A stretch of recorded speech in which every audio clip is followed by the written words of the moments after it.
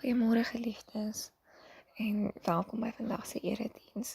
Dis die eerste Sondag na ons Epifaniefees van laasweek. En hierdie Sondag word tradisioneel die Sondag van die doop van ons Here genoem. En van die jaar se sleuteltekste is egter nie die evangeliese teks nie. Ons gaan vandag uit Psalm lees, wat nie oor die doop handel nie, maar oor die mag van God oor die skepping, wat hierin sterk nog voorkom. Daarom kom ons, voor ons begin en erediens begin, kom ons luister lied 167, Jesus bron van al my vreugde.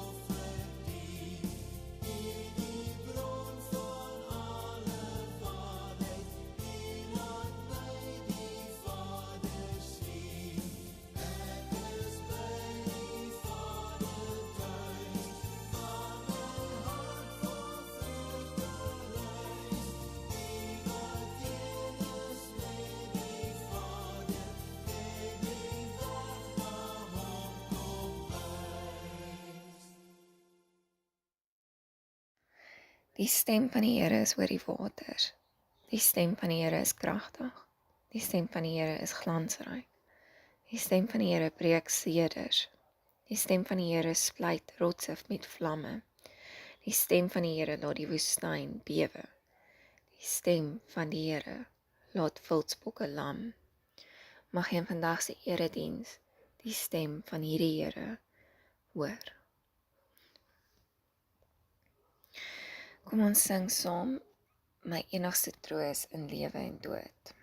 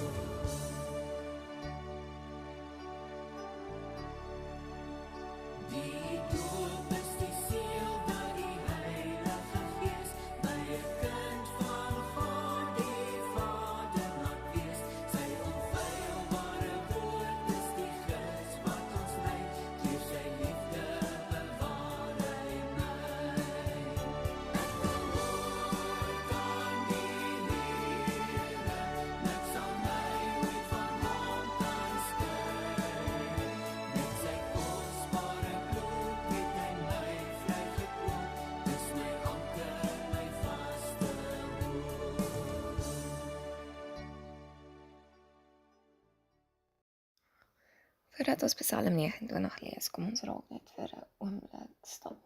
Net daar waar jy is, die gemak van jou huis. Kom ons maak net ons oë toe en dan vra ons die Here om hierdie erediens te seën. Maak ons nou stil, Heer. Ons wil na U luister. Ons hart wil vir U oopmaak. Here, dat ons U aanraking kan voel. Maak ons oë en ons harte en ons ore oop, Here, dat ons kan leer ken wie U is en dat ons so ook voor U kan lewe. Amen. Psalm 29 sê, 'n psalm van Dawid. Prys die Here, julle hemellinge. Prys die Here om sy eer en sy mag. Prys die Here om die eer van sy naam. Buig voor die Here by sy heilige verskyning. Die stem van die Here weer klink oor die waters. Dit is die magtige God wat die weer laat reën. Die Here self is op die groot waters. Die stem van die Here is magtig. Die stem van die Here is vol majesteit. Die stem van die Here kloof die seders van die Libanon oop. Hy laat die Libanon bokse bring soos 'n kalf en die Sirion soos 'n jong bees. Die stem van die Here laat weerlig uitstaan. Die stem van die Here laat die woestyn bewe. Die Here laat die Kades woestyn bewe.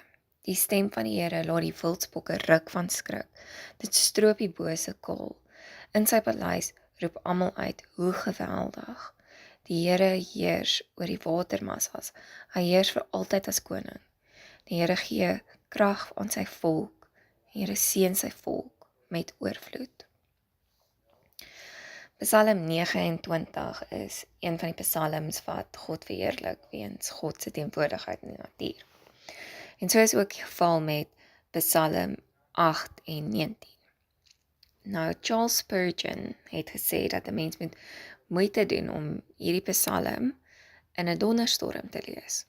Omdat jy dan dieper sal verstaan wat die psalm probeer sê. God se stem word hier met 'n aantal natuurverskynsels en donderstorms vergelyk, om daarmee die almag en alles veranderende krag van God oor te dra. So volgens geleerdes is daar in hierdie psalm verset sigbaar teen die Kainitiese afgodediens van die volke rondom Israel. So die Baal godsdiens was 'n natuurgodsdiens van die Kainiete. Psalm 29 neem elemente soos dat Baal deur die donder weer praat en verkondig daarmee die Here se heerskappy in die natuur. Baal was bekend as die reëngod en is dikwels uitgebeeld met 'n weerligstraal in sy hand as wapen. So teenoor die opvatting dat Baal reën gee, bely die psalm dat dit die Here is wat reën gee en dat onweer nie bloot die van 'n groot natuurkrag of die stem van Baal is nie, maar eerder die stem van die Here. Dit illustreer ook op simboliese wyse die krag en oorvloed wat hy vir sy volk gee. Daarmee word die suigkrag van die Baal godsdiens vir die geloofsgemeenskap getroef. Ons aanbid dus nie natuurverskynsels asof dit gode of goddelik is nie, maar ons herken in die natuur die stem en heerlikheid van God. Die psalm bely daarmee dat die Here nie net die God van die geskiedenis is nie, soos die historiese Bybelboeke van Samuel en konings dit oorvloediglik uitspel nie, maar ook die God is van die natuur. Die psalm bely egter ook tereg dat hierdie Here meer is as die natuur, anders as in die Baal godsdiens. Hy is die een wat in die natuur en die natuurkragte teenwoordig is, maar ook daarbo verhewe is, soos onder andere in die opdrag aan die seuns van God gesien kan word. God is ook nie net in beheer van die natuurkragte nie, maar sorg vir elke gelowige is, soos wat vers 11 ons sê. Nou, die psalm is 'n lofpsalm met 3 dele. Vers 1 en 2 is waar Dawid die hemelinge, letterlik seuns van God, of sy hemelse familie of raad, saamroep, saam met die geloofsgemeenskap op aarde, om God te loof en voor hom te buig, en hulle stem by God sin te voeg. Vers 3 tot 9 is waar Dawid God vir sy magtige, alles veranderende stem, soos 'n mens dit vir in die natuur kan waarneem, loof, in die geluid van die onweer, in die lig van weerligstrale en selfs moontlik in aardbewings. 'n Mens kan hierdie stem van God waarneem op 7 plekke. Dis rivierswaters, see of oseaan, Libanon, Sirion, woestyn, bosse en sy paleis. En natuurlik in die 8ste plek, die geloofsgemeenskap, wat eintlik weer 'n volgende deel van die Psalm is. Want Dawid sluit af met vers 10 en 11 met 'n versterkende belydenis oor die krag en oorvloed wat hierdie sprekende God vir sy volk gee. En in wie se lewens sy stem tot sy reg kom. Die krag van die Here is nie net 'n wapen wat vernietig of verstom nie.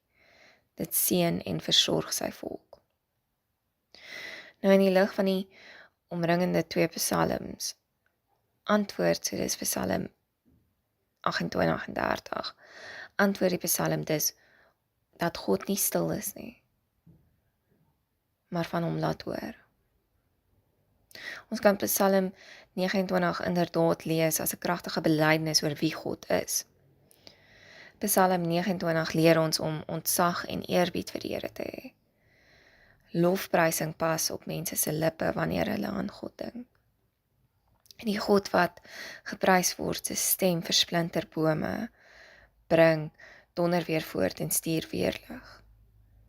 Dit wil voorkom of niks God kan terughou nie. Daarvoor is die wyse waarop die krag van die Here manifesteer te oorweldigend. Die God is lofpryswaardig. Die Psalm begin daarom met die oproep dat aan God die nodige respek vir sy glorie en mag gegee moet word. God is oppermagtig oor alles wat deur die Here geskep is. God se stem en raadsbesluit is magtiger as enige iets anders op aarde. Die digter reflekteer op die oordeel van God en die niks beduidende uit van die natuurverskynsels teenoor God se troon. Hy wys op God se mag wat deur middel van wind en vuur openbaar gemaak word, en God se verheffing tot koningskap bo die grootste magte denkbaar. Maar hy sluit af deur God se mense daaraan te herinner dat hierdie magte en grootse God ook aan hulle krag en vrede gee. Die Psalm verkondig daarom dat God koning van die ganse aarde is. Hy was koning van die skepping af en sal vir altyd bly. Die loflied beveel ons om aan hierdie koning al die eer te gee wat hom toekom. As dit vir die engele geld dit ook vir mense. Hierdie koning laat ons nooit in die steek nie. As ons swak is, sal hy krag gee. As ons gebrek ly, sal hy seën met wat nodig is. En wanneer ons na Jesus kyk, kan 'n mens dieselfde eienskappe wat Psalm 29 aan die Here toegeken word, sien wat ons in die Nuwe Testament leer oor Jesus. Lukas 2 vers 13 tot 14, soos wat die hemeling opgeroep word om die Here te prys en hom te aanbid, gee 'n menigte engele aan Jesus eer by sy geboorte. Die eer aan die Here se naam verskuldig word in Nuwe Testament, op Jesus gerig, 'n naam bo alle name. Soos wat die psalmdigter die oppermagtigheid van die Here in Psalm 29 besing, toon Jesus ook sy soewereiniteit oor die natuurkragte in Matteus 8 en Johannes 6. Nou die laaste verse van die Psalm praat oor die heerskappy van die Here en die krag en vrede wat hy aan die volk gee. Op soortgelyke wyse teken die Nuwe Testament Jesus as sittend aan die regterhand van God. Hy regeer oor ons. Hy gee ons vrede. Nou, ons is nou in die kerkjaar, in die periode van Epifanie, die Griekse woord vir verskyning. Die verskyning van God se genade in Jesus Christus. Ons moet nou vra hoe die verskyning van Jesus, die verskyning van God in die Psalm komplementeer. Nou, iemand skryf, met Epifanie word die stem van die Here weer gehoor. Met Jesus se doop in die Jordaan, hoor die volk 'n stem uit die hemel. Jy is my geliefde. In Christus kom die stem van Psalm 29 by die mense. Daarom skryf Johannes dat Jesus die stem en gestalte van die Vader is.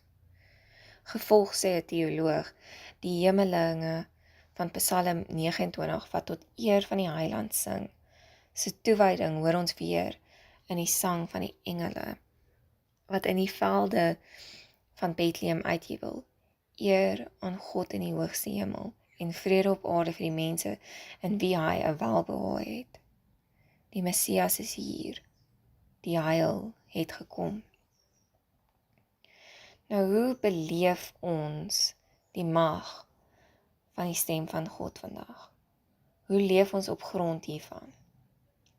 Eerstens beklemtoon Psalm 29 dat God steeds praat, steeds by die wêreld betrokke is.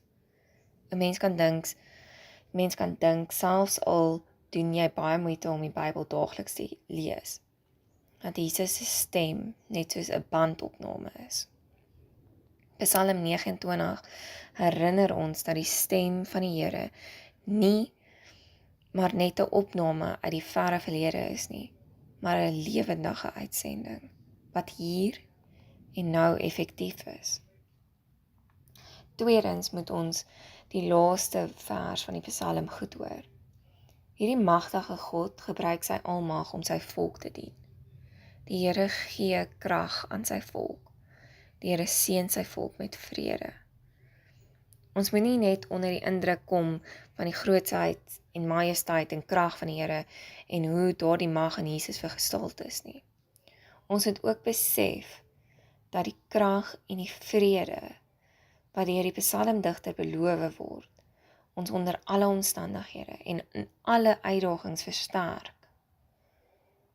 Die Here, God, wat dit aan ons skenk, is kragtig. Derdens, nie almal wat die klank van die weerlig hoor die stem van God nie.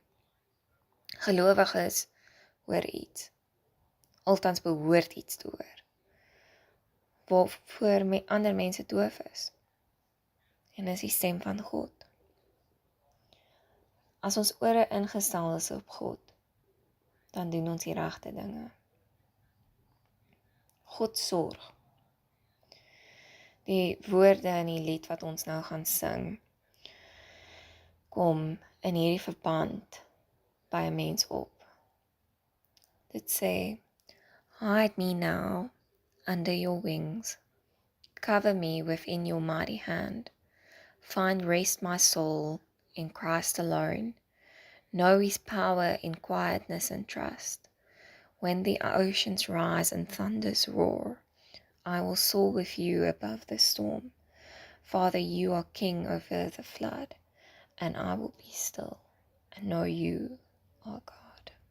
Amen. Here, ons gebed is dat ons nou stilte en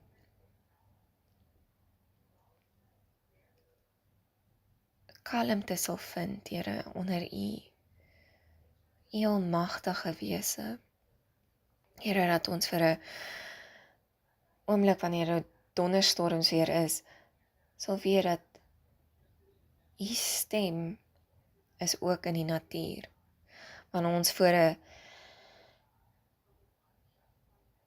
'n oseaan staan, by die see staan, Here, dat ons sal weet dat U almagtige hand beskerm ons. Here, wanneer ons na die natuur kyk, mag ons in verwondering staan voor U.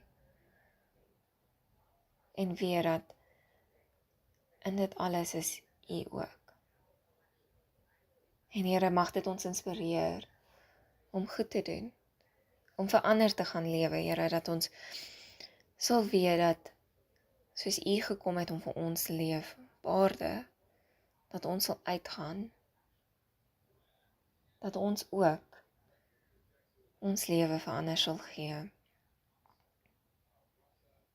Here, die storm waarin ons nou is, help ons om te onthou en herinner ons dat ons vlieg bo hierdie storm saam met U. Daarom, Here, mag ons nou vir 'n oomblik stil wees en weet dat U is God.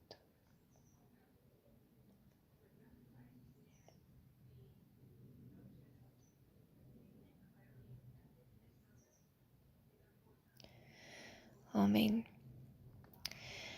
Kom ons sing nou saam Stil van Hillsongs of Hide Me Now.